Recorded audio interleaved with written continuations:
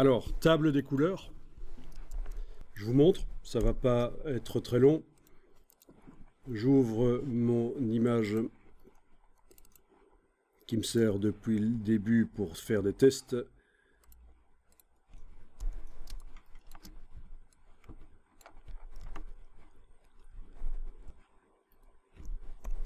Alors, je vais mettre un calque de réglage de type correspondance de couleurs.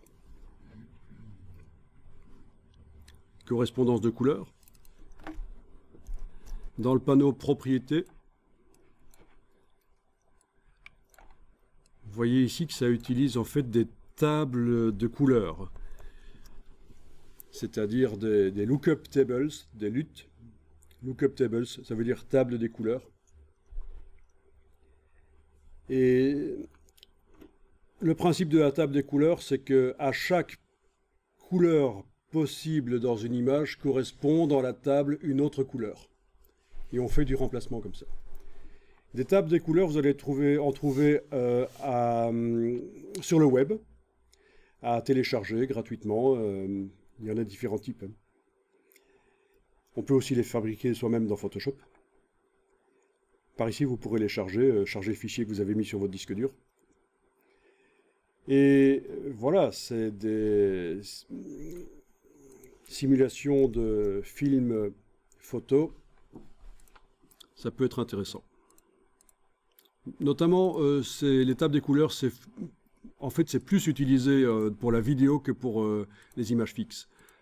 Ça sert à donner un look à votre film, en fait, pour lui donner une certaine époque. Bon, ça, c'est typique, par exemple, cette table des couleurs. Comment s'appelle-t-elle? Candlelight. Vous voyez, ça fait une photo un peu vieillotte, genre années 60. Alors, vous seriez étonné si vous ne connaissez pas le color grading, la correction couleur pour les vidéos. C'est énormément utilisé. Il faut comparer vraiment les films, vos séries TV, la vidéo qui est capturée par la caméra, et puis la vidéo retouchée. C'est assez extraordinaire, l'ambiance couleur qu'on amène dans les séries TV. Il suffit de... Et ça utilise comme ça des tables de couleurs, en fait. Hein. Il suffit de taper dans Google Color Grading, et vous allez avoir des exemples. Alors ça peut se faire avec Photoshop, puisque Photoshop peut traiter de la vidéo. Ça peut se faire avec Adobe Premiere, ça peut se faire avec After Effects, tous des logiciels Adobe. Mais il y a aussi des logiciels spécialisés. Voilà, vous voyez, vous avez des exemples, quand vous tapez Color Grading, vous avez des exemples de films dont on a changé l'ambiance, vidéo capturée originale par la caméra, vidéo retouchée. Vraiment, c'est utilisé tout le temps, en fait. Hein. Et j'ai remarqué que les feuilletons français, là, les séries françaises, commencent à utiliser ça très longtemps. Au niveau des couleurs, on voyait tout de suite la différence entre un film ou un feuilleton français et un feuilleton américain, une série américaine. Et bien maintenant, ils commencent à utiliser voilà, ce genre d'appareil. Notamment le logiciel DaVinci. DaVinci Resolve. Qui existe en version gratuite, tant vous vous limitez à la HD. Mais si vous voulez faire ça sur du 4K, 4000 lignes, il y a une version payante. Et si vous voulez avoir l'appareil qui est montré là, qui permet de contrôler avec les mains plutôt qu'avec la souris, là vous comptez plus de 30 000 $ quand même. Mais bon, c'est intéressant de voir ça. Et donc, ce que je vous ai montré là dans Photoshop, les tables des couleurs, c'est ce principe-là. On crée une table des couleurs et on l'applique sur plein d'images d'un film pour modifier l'ambiance. C'est une manière de corriger les couleurs qui est assez intéressante.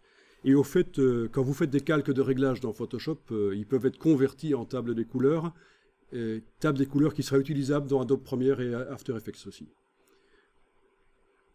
Donc, vous pouvez créer dans Photoshop vos propres tables des couleurs qui sont utilisables dans d'autres logiciels avec les calques Photoshop.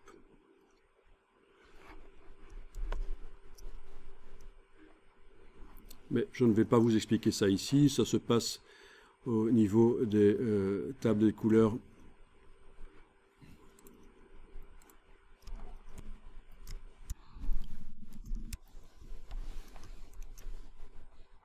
Donc, correspondance de la couleur, ça peut être bien, surtout d'aller chercher des tables des couleurs qui sont disponibles sur le web et de les charger. Je vais jeter le calque ici, ne faites pas ceci, je vous montre juste rapidement. Je n'ai plus de calque, plus de correction sur cette image maintenant, je vais en créer une. Je crée un calque de réglage de type courbe. Voilà. Et on va dire ça, bien.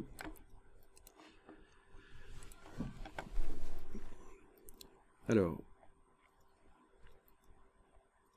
un petit mélangeur de couches, utilisé de manière créative peut-être.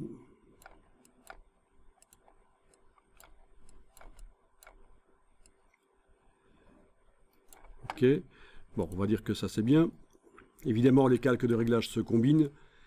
En allant dans le menu Fichier, Exportation, Table de correspondance de couleurs, Fichier, Exportation, Table de correspondance des couleurs, les réglages Photoshop que j'ai créés ici peuvent être récupérés sous forme de table des couleurs. Et vous avez 4 formats qu'on a déjà vu là dans la liste tout à l'heure. 4 formats de table des couleurs, 4 fichiers qui peuvent être créés. Voilà, ça vous permet d'enregistrer une lookup table, que je peux nommer comme je veux, peut-être un truc un peu plus évocateur. Voilà, n'importe quoi. Ok. Ce qui veut dire que cette table des couleurs, je vais pouvoir l'utiliser dans Premiere, Adobe Premiere pour faire du montage vidéo et corriger les couleurs. Je vais pouvoir l'utiliser aussi dans After Effects ou dans n'importe quel logiciel qui est capable d'utiliser des tables des couleurs. Donc les réglages Photoshop sont exportables vers d'autres logiciels, si je veux obtenir le même look ailleurs. Eh bien, testons un peu ici dans Photoshop avec une autre image. Voilà. J'applique le filtre correspondance de couleurs. Je vais aller charger une table des couleurs, laquelle, celle que je viens de faire. Voilà. Et voilà. J'utilise ma table des couleurs vieux film rosâtre et j'obtiens la même ambiance à peu près que ce que j'obtenais dans, dans l'autre image. Hein. Amusant ça. Bon, sinon je vous montre ceci. Je vais jeter le calque ici dans l'image des cyclistes. Bien entendu, si je mets dans l'image des footballeurs les deux calques de réglage dans un groupe et que je transfère le groupe sur l'autre image, j'obtiens la même chose.